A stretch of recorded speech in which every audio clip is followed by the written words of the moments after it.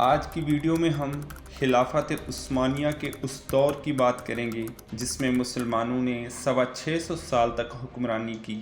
آپ کو یہ بھی بتائیں گے کہ کیسے مسلمانوں نے دنیا کے 3 براعظم پر قبضہ کر کے حکمرانی کی اور بعد میں کیسے چند ایک غداروں کی وجہ سے سب کچھ ان کے ہاتھ سے چھن گیا۔ ناظرین، یہ بات ہے 13ویں صدی کی، جب چنگیز خان کی قیادت میں منگولیا سے نکلنے والے بہت سارے منگول تاتاری حملے کر رہے تھے، مسلمانوں پہ، یورپین پہ، چین تک گئے۔ انہوں نے بے شمار ملکوں کو فتح کیا، بہت ساری تباہی پھیلائی، بہت زیادہ لوٹ مار کی اور بڑے ظالم ان کے فوجی ہوا کرتے تھے۔ اس دور میں یہ خوارزم کے علاقوں تک گئے جو سینٹرل ایشیا کا ایک جنوبی علاقہ ہے، تو وہاں خوارزم کی تگڑی سلطنت تھی، اس کو بھی انہوں نے تباہ کر دیا۔ جب انہوں نے وہاں تباہ کیا تو وہاں سے ایک قبیلہ تھا جو اس علاقے کو چھوڑ کر بھاگا۔ اس قبیلے کا نام تھا کئی قبیلہ، اور اس قبیلہ کے جو سردار تھے وہ تھے سلمان شاہ۔ اس کے 4 بیٹے تھے اور اس کا تیسرے نمبر کا بیٹا تھا، اس کا نام تھا ارطغرل، جس کا ڈرامہ ابھی پوری دنیا میں ریکارڈ سطح پر دیکھا گیا۔ یہ ارطغرل غازی اس وقت اپنے باپ کے ساتھ قبیلے میں موجود تھا اور لگ بھگ 400-500 لوگ تھے۔ عورتیں، بچے سب جا رہے تھے۔ دریائے فرات کو کراس کرتے ہوئے اس قبیلے کا جو سردار تھا سلمان شاہ، وہ ڈوب کے ہلاک ہو گیا، اور تب قبیلے والوں نے اس کے بیٹے ارطغرل کو اس قبیلے کا سردار بنا دیا، اور یہ سردار اپنے چھوٹے بھائی کو لے کر ترکی کی جانب ٹریول کرتا رہا، کیونکہ وہاں ترک سردار رہتے تھے اور تب وہاں کی صورتحال کچھ بہتر۔ ناظرین، جب یہ انقرہ کے جنگلوں سے نکلے تو دیکھا 2 فوجیں آپس میں لڑ رہی ہیں۔ ان میں سے ایک فوج وہاں کے سلطان علاؤالدین کی تھی اور جو کہ مسلمان تھے، اور دوسری فوج تاتاریوں کی تھی۔ تاتاریوں پہ ان کو پہلے سے غصہ تھا، تو انہوں نے ہارنے والی فوج کا ساتھ دے دیا اور جنگ جتوا دی۔ تو سلطان کو یہ بہت پسند آیا، تو ارطغرل کو اپنے ساتھ انقرہ لے گیا اور وہاں رہنے کے لیے ایک پہاڑی کا علاقہ بھی دے دیا اور دوستی بھی کر لی، اور یہ کہا کہ اب ہمارے دشمن ایک جیسے ہوں گے۔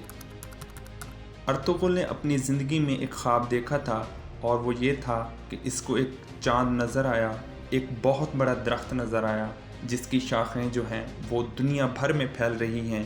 تو اس کے مرشد نے اس کو بتایا کہ تم بہت بڑی حکمرانی کرو گے اور تمہاری اولاد بھی کرے گی، اور تمہیں چن لیا گیا ہے، تم اسلام اور دین کے لیے بھی کام کرو گے۔ اور اس کا خواب اس طرح پورا ہوا کہ اس نے جو خواب میں دیکھا تھا، اس نے 4 پہاڑ اور 4 دریا بھی دیکھے تھے، اور اس کی سلطنت میں یہ چاروں دریا آتے تھے، دجلہ بھی، فرات بھی، نیل بھی، دیمداف بھی۔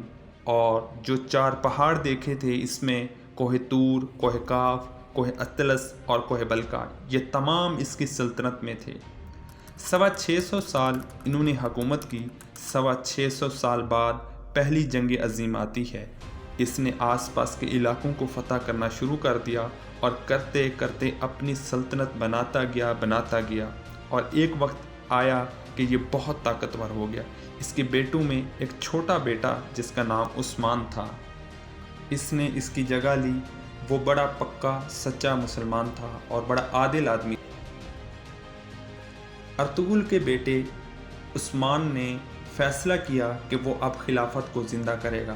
اس نے اتنے زیادہ علاقے اور ریاستیں فتح کیے کہ دنیا کے 3 براعظموں تک حکومت کر لی۔ اب اگر میں آپ کو مختصراً بتاؤں تو ان دونوں باپ بیٹے نے لگ بھگ 650 سال تک حکومت کی، اور 650 سال کے بعد ان میں عیاشی آ گئی اور غداریاں آ گئیں، جس کا سب سے بڑا نقصان یہ ہوا کہ یہ اتنے کمزور پڑ گئے کہ اس وقت ان کا جو سلطان تھا وحی الدین، اس کو جلا وطن بھی ہونا پڑا۔ ناظرین، پہلی جنگ عظیم میں دنیا 2 حصوں میں تقسیم ہو گئی تھی۔ ان میں کچھ ممالک برطانیہ کے ساتھ شامل ہو گئے، جن میں امریکہ تھا، آئرلینڈ تھا، روس، فرانس اور اٹلی اور دیگر کئی ممالک تھے، اور اس طرح جرمنی اور دیگر ممالک نے ترکی کا ساتھ دیا۔ اور وہ اپنی خلافت بچانے کے لیے زور لگا رہے تھے، لیکن اس جنگ میں پہلے تو ان کو فتح حاصل ہوئی خلافت عثمانیہ والوں کو، لیکن جب یہ مالی طور پر کمزور ہوئے تو ان کو نقصان ہونا شروع ہو گیا اور جنگ ہارنا شروع ہو گئے۔ تب ایک معاہدہ ہوا، میں زیادہ اس لیے نہیں بتا رہا کیونکہ بیچ میں بہت سے چھوٹے چھوٹے معاہدے ہوئے، آہستہ آہستہ ریاستیں آزاد ہونا شروع ہو گئیں۔ 40 ایسے ممالک ہیں جو خلافت عثمانیہ کی سلطنت ختم ہونے سے بنے، اس میں سعودی عرب، عراق، شام، مصر اور کئی بے شمار ملک بنے۔ ناظرین، جب ایاز مقدس پہ سعود خاندان کا قبضہ ہوا تو ترکی نے باقاعدہ جہاز بھیج کر ایک ایک پتھر منگوایا وہاں استنبول میں، اور وہ تمام پتھر اور وہ تمام چیزیں سنبھال کر رکھے ہیں تاکہ ترکی کے لوگ یہ یاد رکھیں کہ کسی دور میں ترکوں کے پاس بھی یہ ذمہ داری ہوا کرتی تھی کہ حج اور عمرہ پہ آنے والے لوگوں کے میزبان ہوا کرتے تھے۔ اب جب فائنل معاہدہ ہوا دونوں فریقین میں تو وہ لوازن میں، لوازن سوئٹزرلینڈ کا ایک شہر ہے، وہاں جو چیزیں طے پائیں وہ ترکوں کے لیے نئی زندگی بھی تھی اور ان کے بہت سارے خواب بھی ٹوٹ گئے۔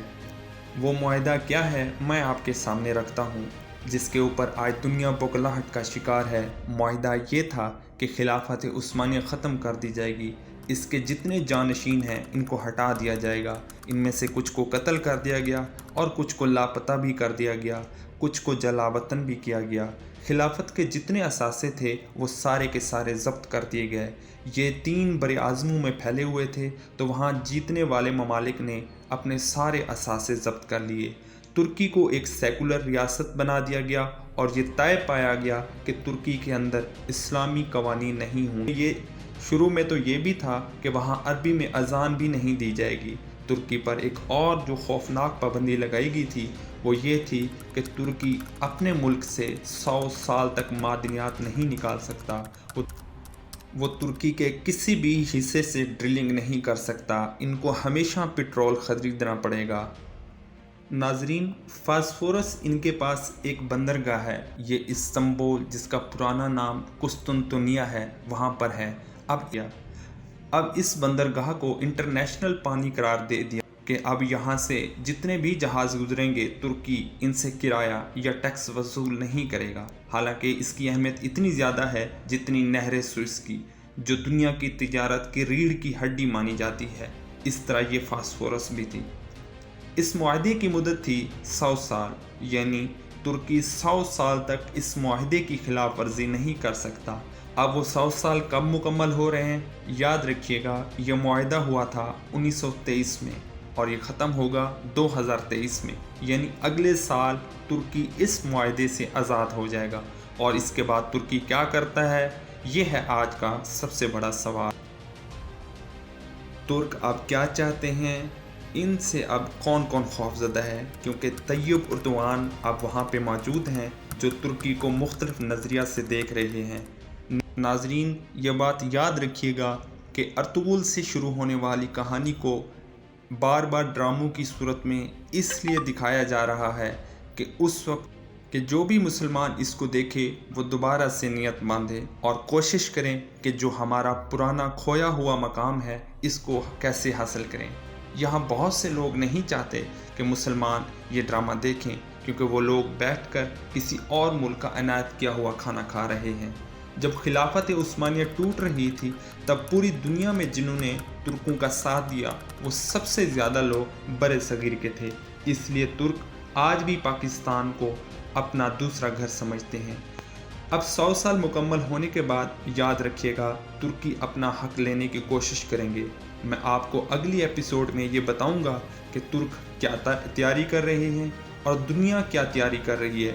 اگر آپ کو ہماری یہ ریسرچ پسند آئی ہے تو ضرور اس کو لائک کریں اور ہماری حوصلہ افزائی کے لیے سبسکرائب بھی کریں اور دوستوں کو شیئر بھی کریں۔ اللہ حافظ۔